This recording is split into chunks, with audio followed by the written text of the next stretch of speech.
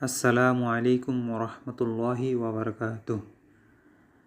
যদি আমরা সুন্দর করে সম্পূর্ণরূপে উজু করতে চাই তাহলে আমাদেরকে অবশ্যই উজু করার তরিকা বা উজু করার পদ্ধতি সম্পর্কে জানতে হবে।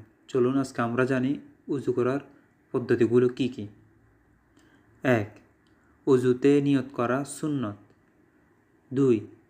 বিসমিল্লাহ পড়া সুন্নত। 3. দোনো হাতের কবজি সহ 3 বার ধোয়া সুন্নত।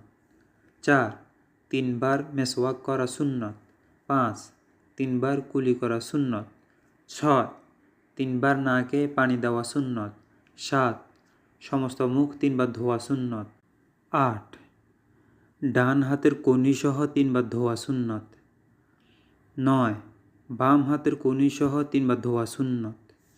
10. দোনো হাতের আঙ্গুলি খিলাল করা সুন্নত। 11.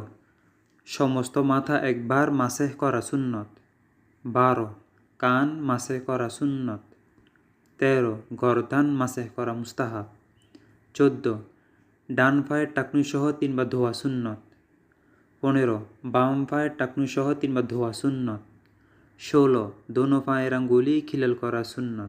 এই 16টি তরিকা অনুযায়ী আমরা ক্রমান্বয়ে প্রথমে 1 নাম্বার, তারপরে 2 নাম্বার, তারপরে 3 নাম্বার, এভাবে 16 নম্বর পর্যন্ত আমরা শেষ করব। তাহলে আমাদের উজুটা অনেক সুন্দর হবে।